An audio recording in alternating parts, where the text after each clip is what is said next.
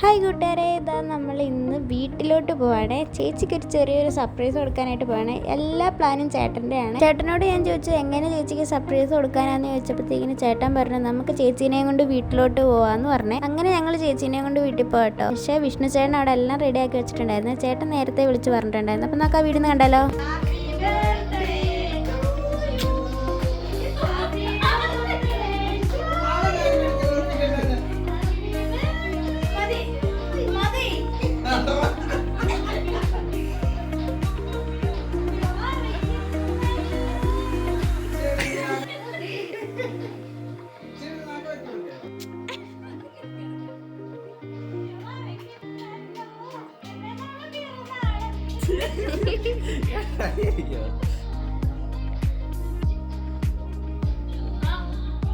ചെല്ല് ചെല്ല് ചെല്ല് ചെല്ല് ചെല്ല് ആ ചെല്ല്.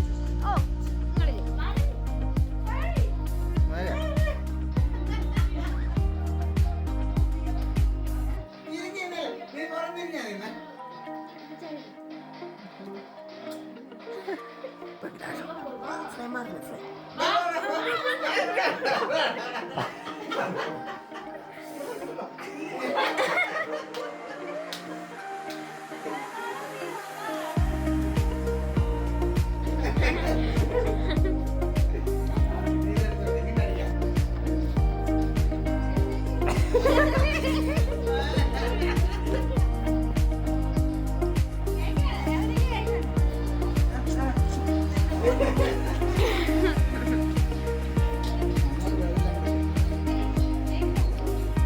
അങ്ങനെ ഞങ്ങളെല്ലാവരും കൂടെ ദാണ്ട് സമാധാനമായിട്ട് ഫുഡൊക്കെ കഴിച്ചു. ചേച്ചിക്ക് ഭയങ്കര സന്തോഷമായിട്ടു.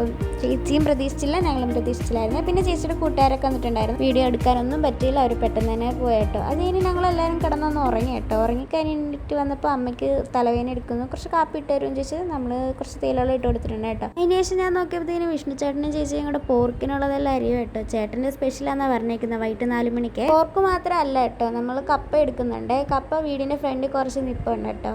വീട്ടിൽ ഞങ്ങൾ നിന്ന സമയത്ത് നട്ട് വെച്ചാണ്. അപ്പോൾ അത് നമ്മൾ പറിക്കുന്നുണ്ട്. അതിൻ്റെ ഇടയ്ക്ക് അമ്മ ഇട്ടിരുന്ന് പാട്ട് പാടും കേട്ടോ, ഞാൻ വീഡിയോ എടുക്കുമെന്ന് പറഞ്ഞേനെ. അപ്പം ഞാനും ചേച്ചിയും കൂടെ ദാണ്ട് കപ്പയൊക്കെ ഇനിയും പറിക്കാൻ പോകട്ടോ. വീടിൻ്റെ കുറച്ച് 2-3 കപ്പ നിൽപ്പുണ്ട്, അത് നമുക്ക് പറിക്കാം. സത്യമായിട്ട് നമ്മൾ പുറയിലായിരുന്നു കേട്ടോ കപ്പയൊക്കെ നട്ടുകൊണ്ടിരുന്നത്. പന്നിശല്യം കാരണം നമ്മൾ പുറയിൽ നടാതെ ഇപ്പോൾ ഫ്രണ്ടിലിട്ടോ നട്ടത്.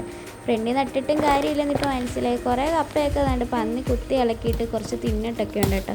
ചില കപ്പയുടെ അടിഭാഗം ഒന്നും ഇല്ല കേട്ടോ, കപ്പയെല്ലാം തിന്നി വെച്ചേക്കുവാണ്. കിട്ടിയ തട്ടേന്ന് ഓർത്ത് നമ്മളെല്ലാം പറിച്ചെടുക്കുന്നുണ്ട് കേട്ടോ. അല്ലെങ്കിൽ പിന്നെ ഒട്ടും നമുക്കിനി കിട്ടാതാവും കേട്ടോ. എനിക്ക് കറക്റ്റായിട്ടൊന്നും വെട്ടാൻ അറിയത്തില്ല കേട്ടോ കപ്പ. പിന്നെ എനിക്ക് അറിയാവുന്ന പോലെയൊക്കെ അങ്ങ് ഞാൻ വെട്ടിയിട്ട് കേട്ടോ. പക്ഷെ കണ്ടെന്നുണ്ടങ്ങ് മുറിഞ്ഞു. കുഴപ്പമില്ല, എന്തായാലും വേവിക്കാനുള്ളതല്ലേ. ഈ കപ്പ പറിക്കുന്ന സമയത്തും മഴ ചാറുന്നുണ്ട് കേട്ടോ. ആ മഴ ചാറി ആ മഴയത്ത് നിന്നാണ് ഞാൻ ആ കപ്പയെല്ലാം വെട്ടിയത് പറിച്ചത്. പിന്നെ നമുക്ക് അത്രയും കപ്പ തികയത്തില്ലായിരുന്നു. നമ്മൾ കുറച്ചധികം ആൾക്കാരുള്ളതുകൊണ്ട് കുറച്ചും കൂടെ വേണമായിരുന്നു. പിന്നെ നമ്മൾ ഒരു മൂടും കൂടെ നിൽപ്പുണ്ടായിരുന്നു. പിന്നെ ഒരു 3 മൂട് നിൽപ്പുണ്ടായിരുന്നു. അതിൽ ഒരു മൂടും കൂടെ നമ്മൾ പോയൊന്ന് പറിച്ചിട്ടോ. അതിൽ നല്ല അത്യാവശ്യം കുറച്ച് കപ്പുണ്ടെന്ന്. പക്ഷേ ഒരു കണ്ട് എലിയോ പന്നി കാണുമെന്ന് അറിയത്തില്ല, അങ്ങ് കൊണ്ടുപോയി അങ്ങ് തിന്നു. ആ പോട്ടെ, അതല്ലേ തിന്നത്.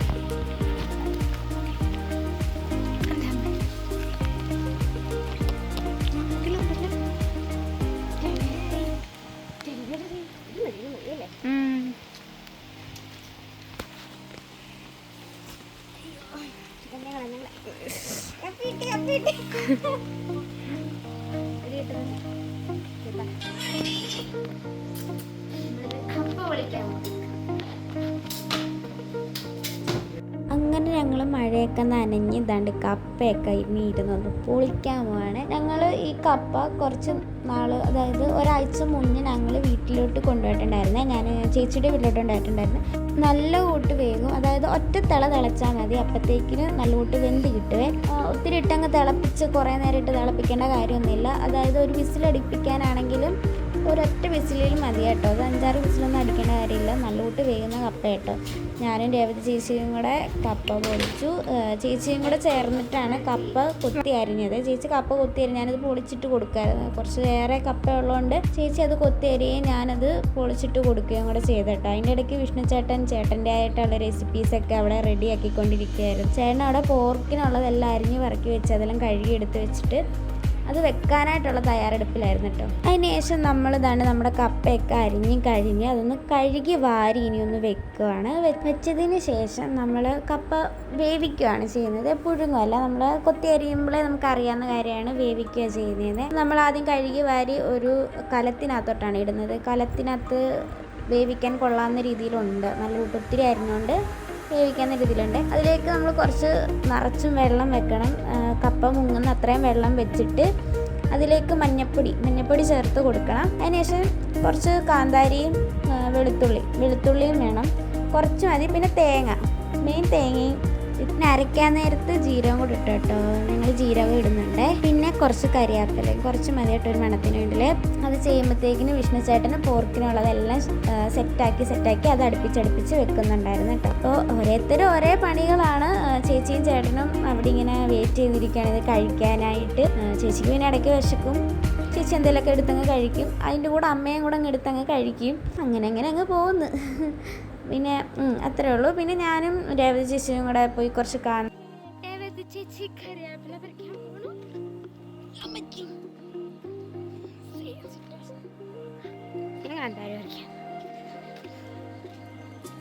രേവതി ചേച്ചി അവിടുന്ന് കറിവേപ്പില പറിക്കും.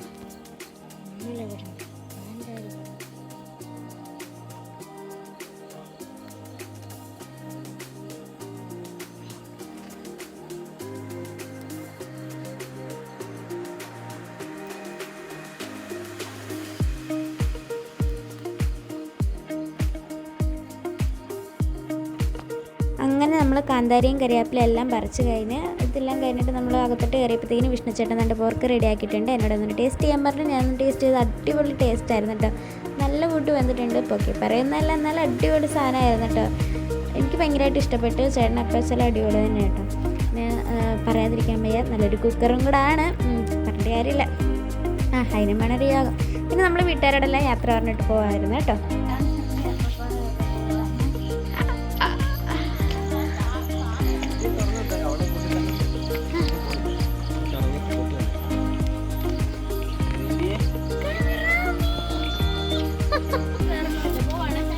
Bye bye, Tata.